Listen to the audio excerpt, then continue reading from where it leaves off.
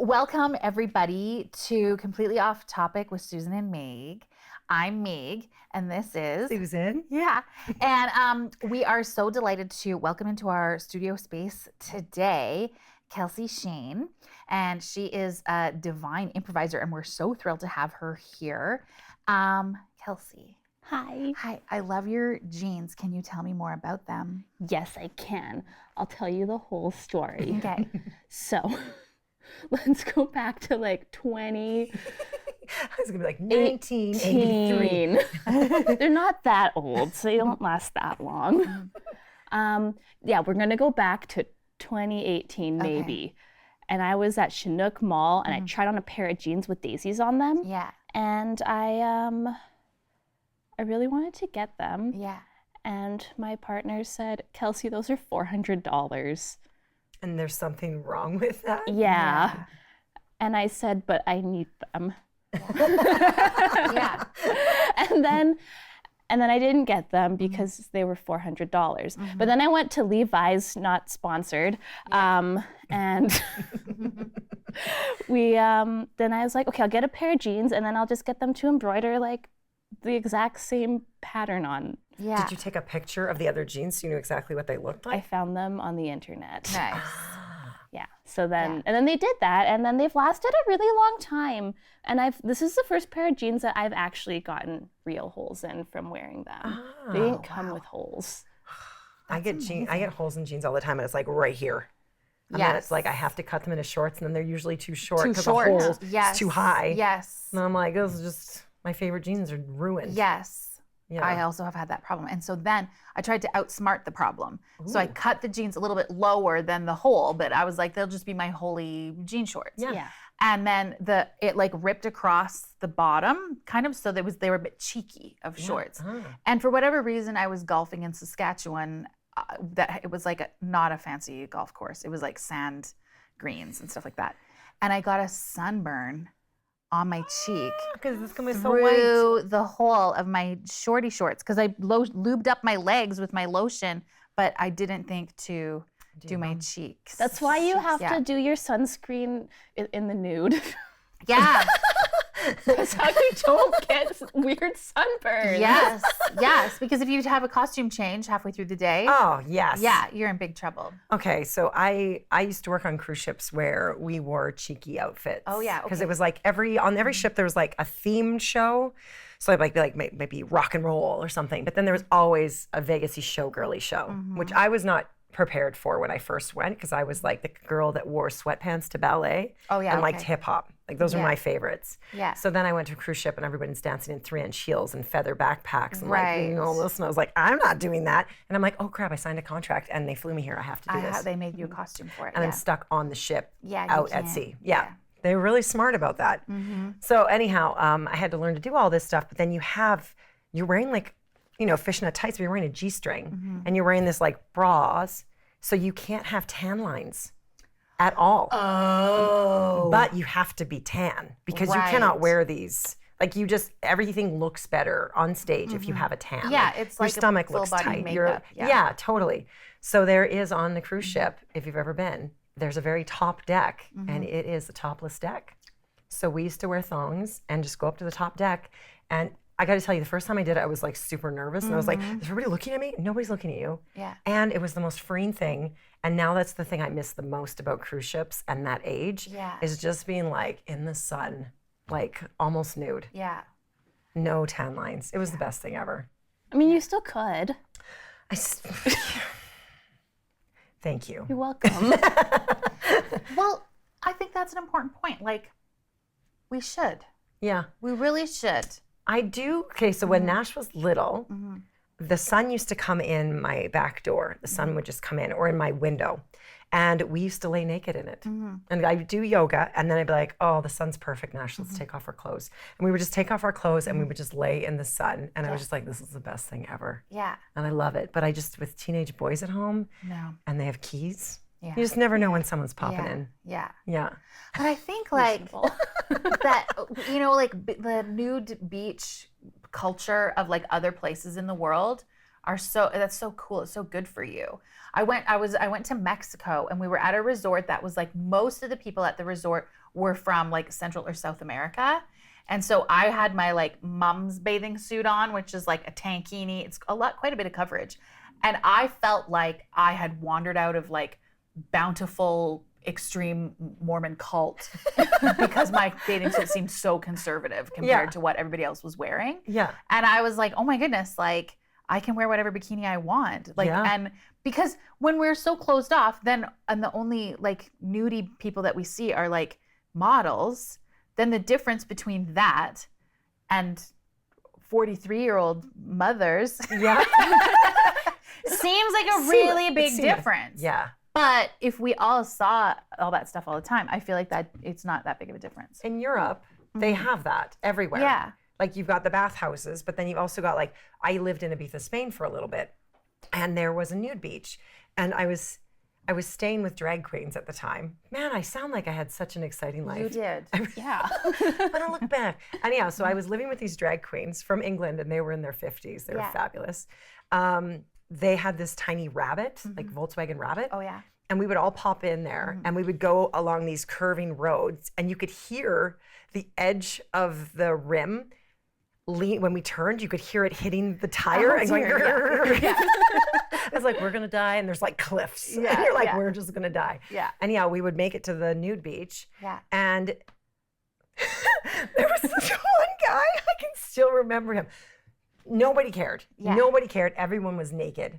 And I still wore a thong or like a bottom because I just was like, I don't need anything getting in anywhere. I don't want it to You don't be. want to sound safe. Yeah. Or like have like insects be like, come on in. Yeah. Anyhow, there was this man, and I remember like kind of looking up, and my ex-husband was with me. He was my boyfriend at the time. And this man walked along the beach, and his penis curved to the side. So as he was walking, I'm like, it's looking at me. It's looking at me. It's looking at me. And it was just this little guy just hooked right over. Yeah. And I was just like, I can still see him. Yeah. The whitest of the men you've ever seen. The most pear-shaped man. Yeah. Very like whatever with this little hooky that looked There at me. you go. But nobody cared. No. Nobody cared, and bodies were just like, it's my body. I love it. So this is funny. I was having this conversation with Ollie yesterday. That's my boyfriend. And so I grew up only with sisters. Like I knew that boys had some difference, but I had no idea really what it was. And then I saw a neighbor boy peeing one time. And so after that, I just always thought that a penis was just like a soft thumb. That was just A soft thumb. It looked like a soft thumb, like to me, with just like thumb. I mean, it's a soft thumb. So anyway, then that just reminded me, like when you went having gone to a nude beach, I was like, oh, everybody has their soft thumb out. You don't want to get a sunburn on your soft thumb. Did you call Ollie's a soft thumb? No, I don't. He's like, oh baby. I talk told to him me that more. yesterday, and he's like, when I hear about your childhood, I'm like, this sounds crazy. And you have a sister. Yeah. And no brother. I was gonna say I also grew up with just girl. Well, there was my dad, but Yeah. he did his own thing. Yeah. Well, I also think I don't know how my mom did it, but I think she trained him to pee sitting down, and so I didn't know how dirty toilets could get. I didn't know. The same thing. My dad also would pee sitting down. Yeah. I think men should have to pee sitting down. They should. It makes all the difference. Well, like I didn't know how much you had to clean the bottom of the toilet. And I you thought you shouldn't just had have to clean the bottom of the toilet ever because you sit down. Yeah. And do you squat or do you sit? I sit, but we got a little squatty potty, like the Squatty potty. Oh, you the know, little foot thing? Yeah. Oh, how is that? What is that? Well, it's this like little like foot thing that you like put on the toilet, and it kind of gives you more of like a squatting position. My friend can be a said power this to pooper. me because she went to her friend's place for a weekend and she had one. She's like, it's the best thing ever. Yeah, they're great. Yeah. Because it gets your body in the right alignment. Yeah. So we have one of those, and then you're still just sitting, so like it's a little more comfortable. Yeah. When I was in Toronto, I was there for Toronto Sketch Fest and this comedy brunch with Firecracker Department. And in the airplane, there was pee all over the seat. And then the airport, there was pee all over the seat and on the floor. And these are women's bathrooms. These are not unisex bathrooms, women's bathrooms. Then I was at a theater for the Canadian Film Festival. Oh, and you were taking photos of these. After I saw the first 2 ones, I was like, that's it. I'm taking photos of every single toilet seat I encounter over this.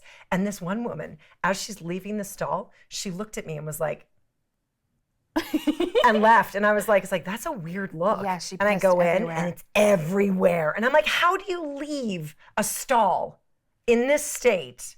And so I'm like, I don't like people to think that's me. So then I'm in there cleaning up somebody else's piss. And like wiping it all down, and I'm just like, this is, and it's all over the floor. And I'm like, I'm not cleaning that up. But anyhow, I'm just like, just some people think it's you. Don't clean it up. No, because I also don't want the next person to have to deal with that. The person who, okay, this is what we had in our bathroom growing up. There was a sign: if you sprinkle when you tinkle, be a sweetie, wipe the seedy. Yeah. If you don't want to sit and you want to squat, you got to take care of that. Yeah. You got to wrap that up. Yeah. Same thing with men. Yeah. If you're going to pee all over the seat, you need to clean that up. Yeah. I think we're good. Yeah. Yeah, I think we're all in agreement. It is shocking. It is that. And on the floor. Yeah. Like boys, it goes like down. I don't know what they do.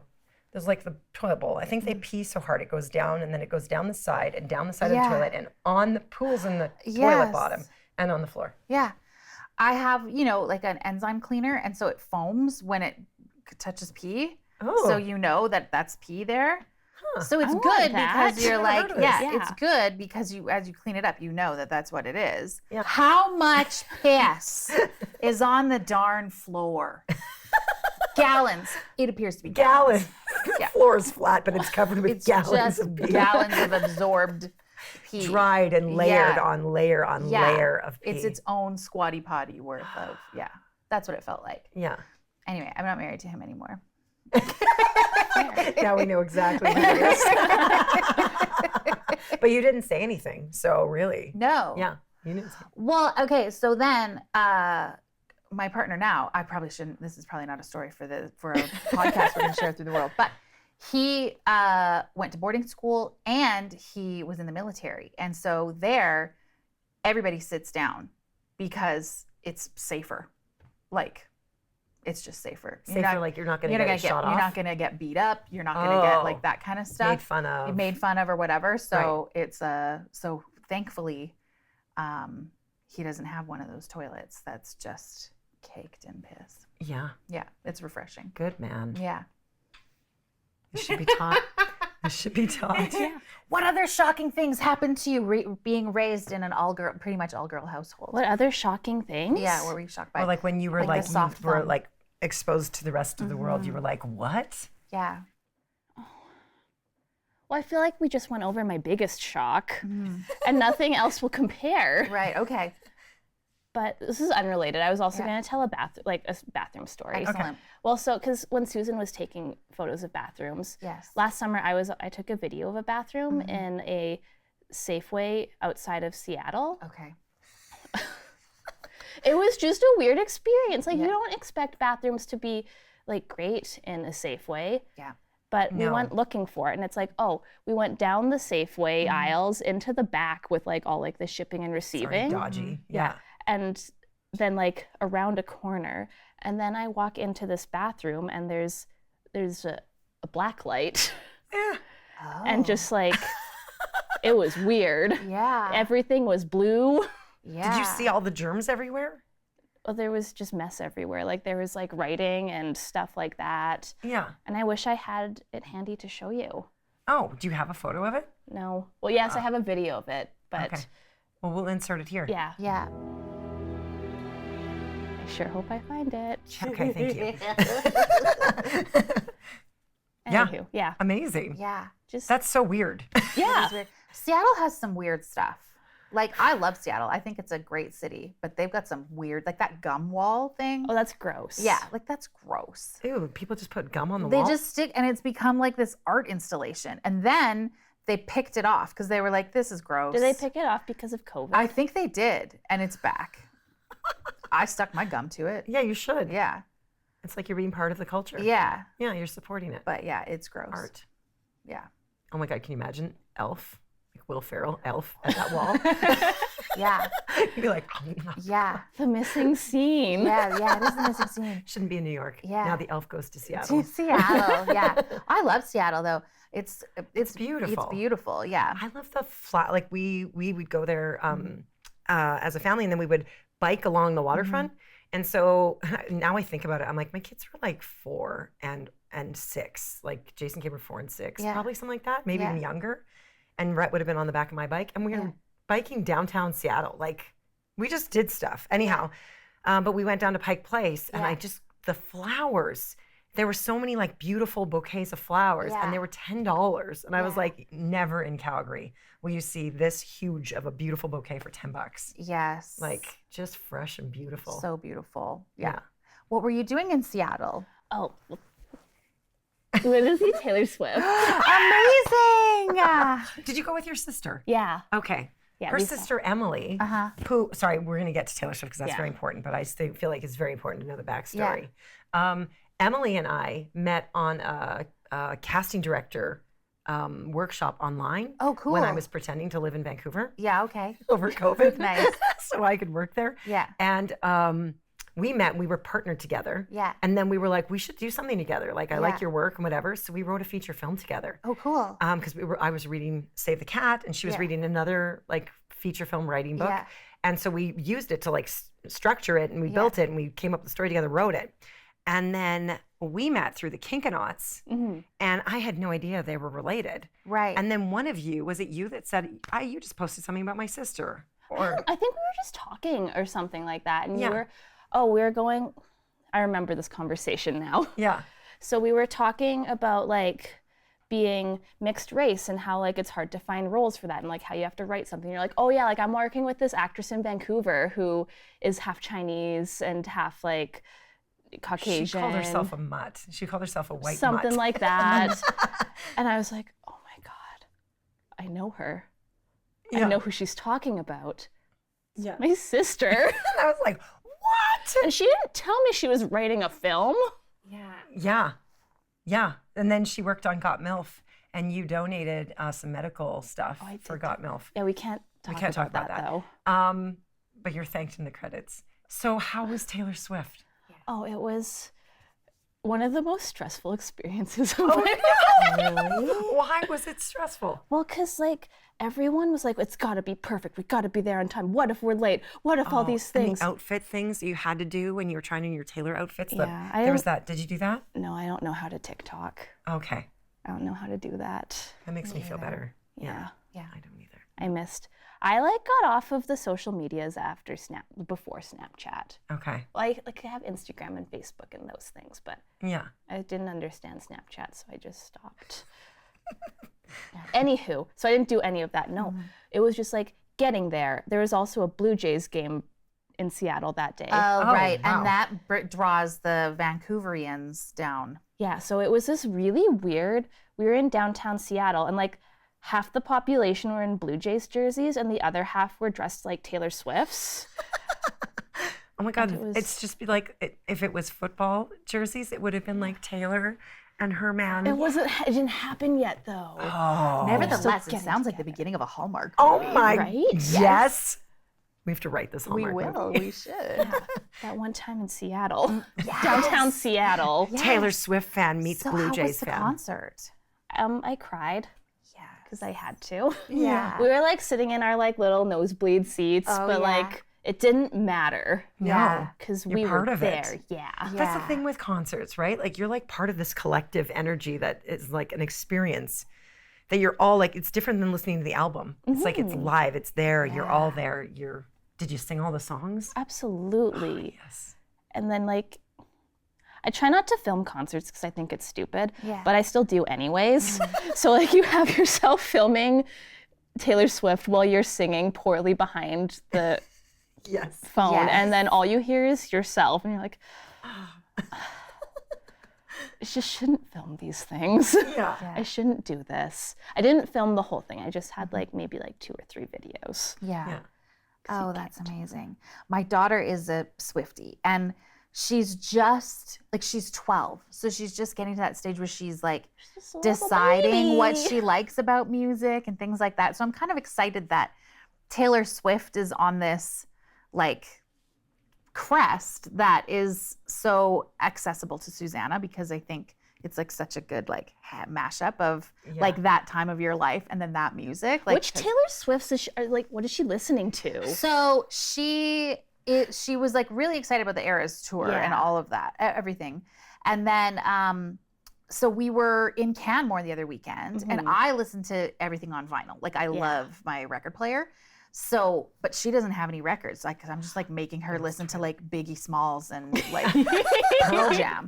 So there was Taylor Swift albums at Winners the other day. Well, okay, so we're in Canmore, and there's this little record part of this shop, and they had a Taylor Swift, and so I was like, well, we should get some vinyl of Taylor Swift, but they didn't have Tortured Poets department, so I was like, let's just get this other one. So we got it. And then I was at Luke's Drug Mart. That's so classic. That's in Marta Yeah. Primarily, right? Well, there's a couple of them in town, but they often have a record section. Like their one in Bridgeline has a big record section, but I was in Killarney and they just had a box and it was full of just Taylor Swift, and it had Tortured Poets. I was like, oh my God. Yeah. So I got it, and so then Susie and I had a listening party this week, and she just was like, she was like, okay, we're gonna put this record on, and then what should I do? Because she's like, never just listened to an album. Like that's not a thing for this generation of kids. So I was like, well, why don't you get your puzzle book?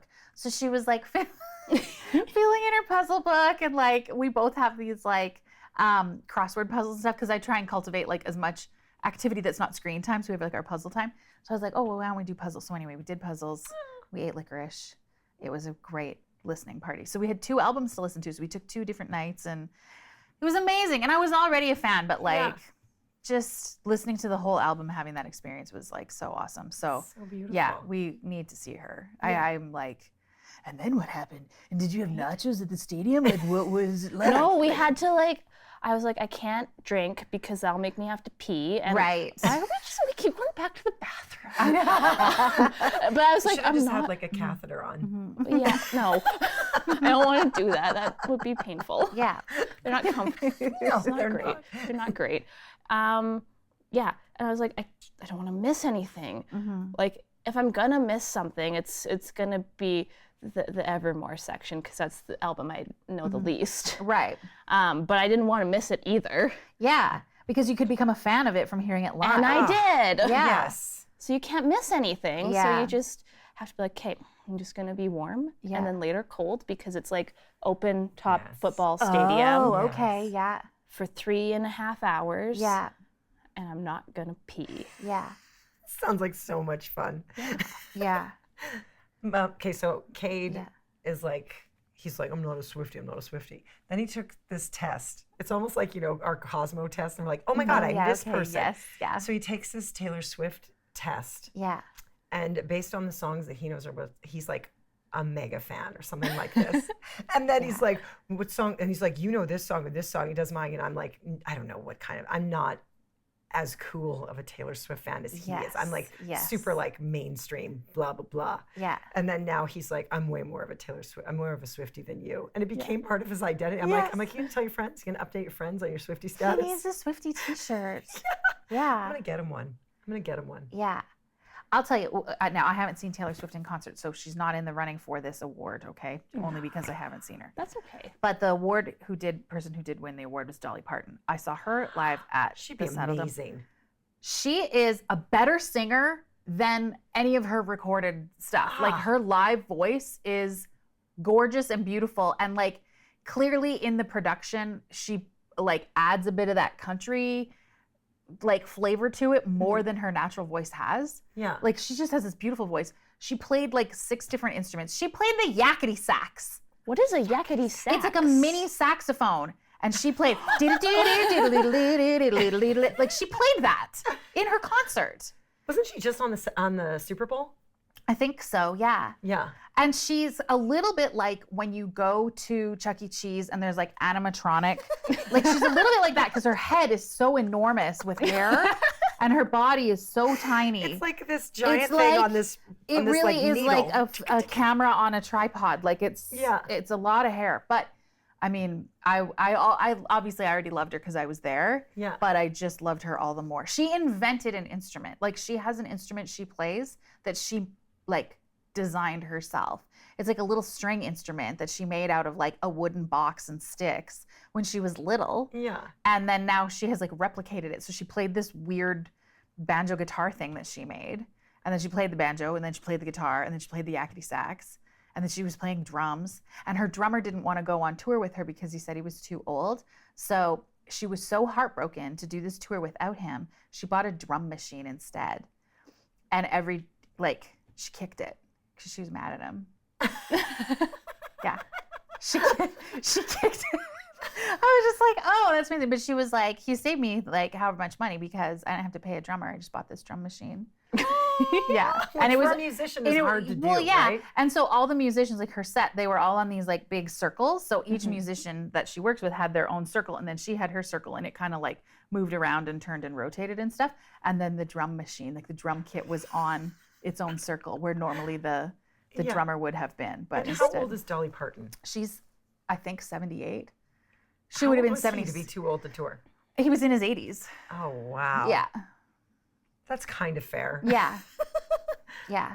Oh. So anyway, but it was like, so I know if I ever get the opportunity to see Taylor Swift, which I know is like kind of a long shot. It's really hard, and like yeah.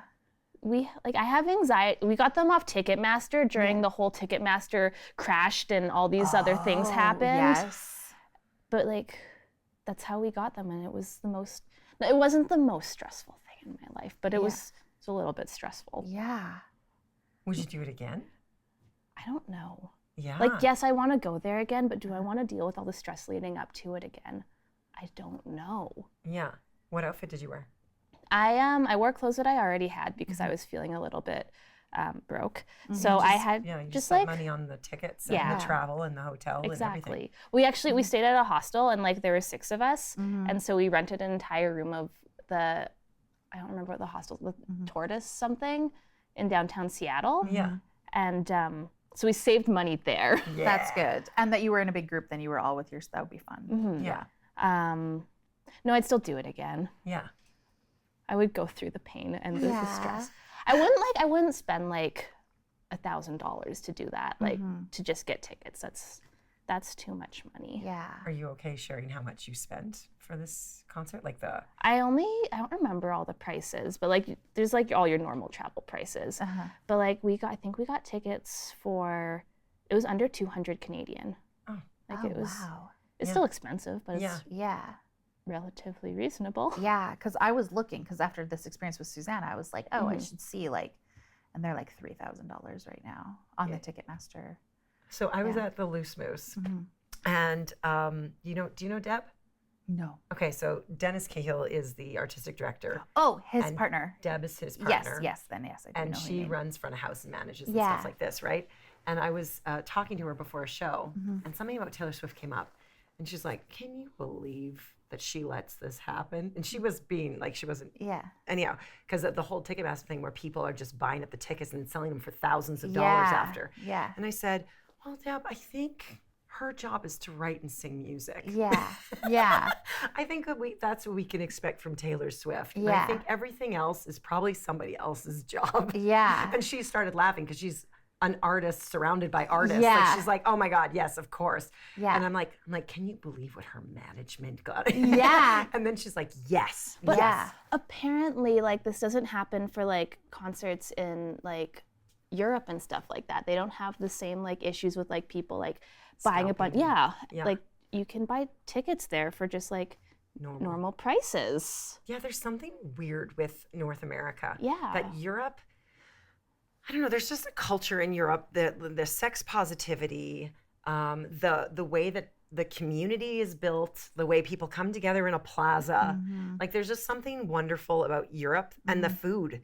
The way it's not transported across the whole country, so it doesn't need to be processed in so many different ways, and there's not so many added ingredients to keep it fresh. Like there's just something about Europe. They've got such a smart way to live and a healthier way to live, it feels like most of the time, that it just makes sense that they would not be like, I need to, maybe they just aren't as capitalist. Yeah, I think it has to do with that. Yeah, and they're just like, I don't have to buy everything and make all of this money off of people. Yeah, because they're not also like, I mean, some might be starving for groceries, but all of that, the disparity I think is different. Yeah. So it doesn't drive people to like invent new businesses to resell things that have already, you know, have a fair market value and that kind of stuff. Yeah. That would be my guess, but I don't know, but it has that feel. Yeah. It stinks of North American capitalism. Yeah. Yeah. Yeah. Yeah. North America. Yeah. But I love it here in Calgary. Yeah. Calgary's such a great city. You're born and raised here. I am. Which neighborhood? I was born in Edgemont. Ooh. Okay. A Northwesterner. Northwesterner. Northwesterner. Yeah. So what schools were in your trajectory? Well, so That's a good word. yeah, it was. I went to Catholic school. Oh yeah, okay. Because my dad grew up Catholic, and my mom didn't, and my grandparents really cared about this kind of thing. So I went to Catholic school. So I went the same story. My dad was Catholic, and I went to Catholic school. Yeah. I went to Mother Mary. This is okay. I never learned. Do you actually like in sex ed get like a banana and a condom demonstration if you aren't in Catholic school? I don't know if you went to Catholic school or not. Well, I'll tell you this. It came up yesterday. We were talking about this at another podcast. So what my experience was, I can tell you two things. One, I was a teacher for a while, and I taught biology, and there was a syphilis outbreak at the high school where I was teaching, which I found out about. And also there were 3 teen pregnancies, and it was not a high population school, so that seemed very high to me. And so I went to the principal because I found out that the person who was supposed to be teaching sex ed wasn't. And I said, can we teach sex ed through biology? And so he said yes. So I brought in the public health nurse. And she had what she called literally a woody, and it was like a wooden carved penis. Amazing. And so she just like put it on the table, and yeah, she put a condom on that. So that was like when I was teaching, that would have been like 2008 or so. So yes, there was I didn't see a banana, but there was other explorations. Like there were condoms in the school. In the school for us You to can't have school. Yeah. You didn't have condoms in the school. No, No, because Catholic, not. there's no. Oh yeah, it's every procreation. it's abstinence. sperm They is teach sacred. abstinence. Right. Abstinence and chastity. Yeah. And there are no condoms because you don't wear a condom because you don't have sex until you're married. And the purpose of having sex Is to make a baby. Right. That is it. Yeah. So there were no condoms. And then I always expected the guy to like put on the condom. And then if I ever had to put it on, I was like, I don't know. I think you pinched the end and I just wait. And then, oh my God, when the condom is too big for the penis, it is such an awkward moment. Yeah. It is so awkward. And then I'm like, why am I the one supplying the condoms for your penis that doesn't fit these condoms that I didn't know doesn't fit you? Why don't you carry around condoms that fit you that you like to use? And then we don't have to have this awkward moment where I'm like, you have a tiny penis because it doesn't fit in here. Yeah. So this same teacher taught us that Durex are good for a more of a medium-sized fella. Okay. And then obviously the Trojan Magnums would be for someone on the more XL I always side. buy those ones. But there's I'm no hopeful. size small. I'm just hopeful. There's no size small in No. condoms. There's Durex, which is the medium, and then the other ones are larger. I got to tell you, there is a size small out there. Not a condom, but there's a size small penis. Yes. But then again, I'm 5'9". And now I've had 4 children, so I think I'm actually out there for the men who can't fit. I had a friend who he used to say that. He was so positive. He was like, it may be small, but it fits them all. It does fit them all. Yeah. I'm like, good for you. Oh, I've been with men that are small, but they do other things that are fantastic. Right. Yeah.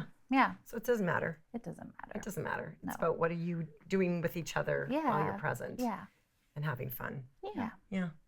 Yeah. The soft thumb. The soft thumb. What a weird interpretation to make as a child. I was like, I got it. I got it figured out. It's a soft thumb. Okay, so my brothers and I used to have a bath together when we were very little. I have 2 older brothers. So you knew that the toilet was going to be messy. Oh yeah, I just grew up with that expected that normal. everybody's toilets were messy. Yeah. Yeah. And one time my brother, I don't remember which one, so they won't mind me saying this probably, pushed it in. Oh, okay. And then was like, look, I look like Susan. Oh. Have you seen those guys, the puppetry of the penis? No. So there's these two guys, I think they're European. Yeah. And they do this like touring show where they basically like stretch out their penises and testicles into like shapes of things. Like one guy can like fold his into like a hamburger. So you go to the show and these two men. What do you mean fold it into a hamburger? He like somehow stretches all of this material, this flesh and material. it looks like a McDonald's hamburger. Like it doesn't just look like there's like two things on top of something in the middle and it's an interpretation. Yeah, it's like looks a real like a hamburger. And the like other guy, the bun and everything, or just the patty? like all of it. It just looks like a hamburger. So anyway, I would recommend all viewers to check out Puppetry of the Penis. But they do these touring shows. So it's a live show, but then there's like a camera and then there's a projection of the creation that he makes out of his Dealy Do and Barry Beanbag. Oh, Barry Beanbag. Yeah. Aw, it is like a beanbag. It's always shocking to me how different even that is. Yeah. How many different kinds of beanbags there are. There are a lot of different Sky's kinds. the limit. Different coverings, different textures, different smells, different everything. Yeah. Yeah. Is this what you were hoping we talk about? Always. Yeah. I want to talk about beanbags. Yeah. Absolutely. So that was, someone somewhere got a government grant to make puppets out of their pork sword. Pork sword. Yeah. I was thinking about my like colorful language, and it's this stuff. Yeah. This is what pork it is. sword. Yeah. Which pork is sword, totally Barry Beanbag. legit. That's PG, man. Yeah. People use it all the time. Yeah. I didn't invent that. I'm very like mainstream. Like I say vajayjay and stuff. No. Yeah. No. Your fart pocket, for example.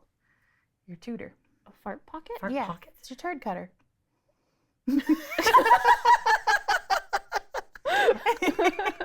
We need some animation in this and show actually a poop coming up and then something going cut. Oh my goodness. Do you ever get visuals like that? Are you a visual person? So like if you see or hear a story, you actually visualize it? Yeah. Is that what you do? Okay, we're talking about improv now. When you're improvising, do you see the story as you guys are building it? Yeah, like, when you like are playing like make believe as a kid and you're like, okay, like this is here. We're in like, I don't know, fantasy world. So I'm like, there's trees all around us. Yeah. And there just are. Yeah. Yeah, like it's just, I don't know. In my brain, I think everyone can do it, but I don't know if that's true. Yeah. Yes. Yeah. Okay, so I have a friend who doesn't visualize things. Like her world is like with all through language and stuff like that, and it's not a visual thing. Yeah. And I'm like, whoa, because I'm all visual. Like if I'm improvising, like I have object permanence of where the doorknob that I mimed is. Like I can go back to it. Well, I don't have Give that. or take. Like it's here now. but you know on what side of the stage it's on and stuff, right? Like you can comment and say, where'd the doorknob go? Because you can realize it, right? Yeah, or like if someone like moves it across the room, you're like, well, I guess there's, like it's a moving doorknob. Yeah. So are you visual? I am. I am very visual. And I didn't realize it until I was part of this Artist Way group. And one of the participants said that she couldn't, I think she was one that could only visualize.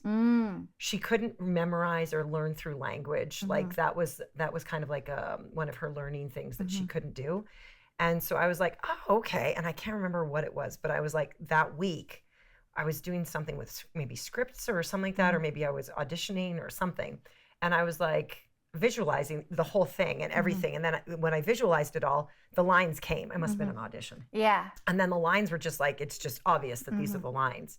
And I was like, oh, I'm totally visual. Because if I think about the script and where the words are, I'm just like in the script. Yeah. And I'm like thinking of the words, and I don't have the character, I don't have the location, I don't have anything. Yeah. And then when we came back to the meeting the next week, I'm like, I'm visual. Like I totally get you seeing like objects and like things and not the words. It was very interesting because I never even realized that about myself. Yeah. But I can do both. Like I'm a mathematic person, so I can like do numbers and like if I'm spelling, I actually have to see. Yeah. I have to see the word in order for me to spell it. Yeah. But yeah. Okay, I have a question for you when it comes to improvisation. Okay. What does flow feel like when you're improvising? I feel like it like goes back to like, I don't know, for me, like with improv, like my favorite part is like you're just like playing make-believe like you were when you were a kid. And so like when you're like, I don't know, listening to people going back and forth and you're just playing. Like you're not like trying to crack jokes. You're not like trying to like push anything, but like you'll just like naturally push a story forward. It's just playing and being free. Yeah. And so when you feel like, are there scenes when you don't feel like you're playing and being free and it's like, you're stuck? Sometimes, like if you feel like you're not being heard or if you, I don't know, like once you like get into your head about it and you're like, I gotta make people laugh, like I have to be funny, then I'm my least funny and entertaining. We were in a show this year and I remember afterwards you're like, I didn't really contribute anything. But I was like, what are you talking about? Because you brought me on stage and we were pregnant women. Oh yeah, that was fun. Yeah, because we had this, the way this format went is a band played a song and then we took things from the song and we created scenes. So scene after scene after scene for the song. And then they played another song, we did a bunch of scenes and then we did that 3 times. And then the 4th song they played, we came on and we did vignettes that closed each scene. Yeah.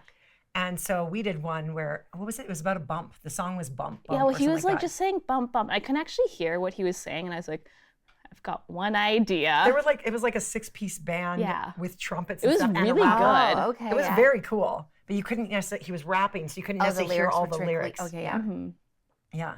But then she's like, come, we're pregnant. And she pulls me on stage. So that's all I have. And we just started bumping our bellies together. Oh, cute. Yeah. Just like bump, bump, and we're like bump, bump, bump. And then at the end, when the vignette part came on, we kind of bumped, and then we both went, whoa! And it came out, and we're like, babies. Oh, that's so I was like, amazing. afterwards, you're like, I didn't contribute. I'm like, you literally made the pregnant stuff.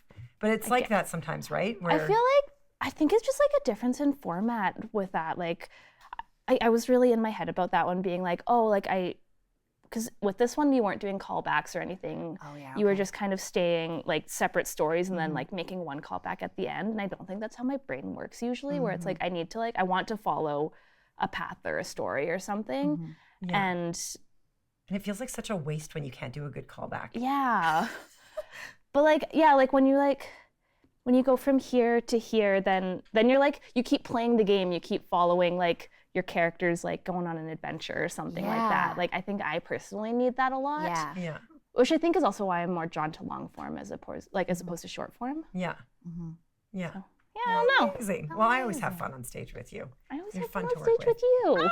Do you want to be on stage together? Yeah. on stage together. So fun. Oh my God, we're on stage right now together. Yes, kind of. Kind of. Yeah. Just like a video stage. Yeah. But thank you so much for coming and joining us. This was Thank you really for fun. It was having so me. wonderful to meet you and Nice talk to to meet you you today. What a too. treat. Yeah. What a wonderful, kind of weird way to get to know someone. Yeah. I'm just recording it all. perfect. But it's wonderful. Yeah. We are recording your meeting. Yeah. You'll have this for the rest of your So So lives. now when we talk about our friendship, we're like, okay, let's just go back to the the video. Go back to the beginning. You'll have like yes. a 50 years of friendship and be like, let's watch the way we began. And we met. we've got Oh, it. that's awesome. So yeah, thank you for joining us. Oh yeah, it's hug time.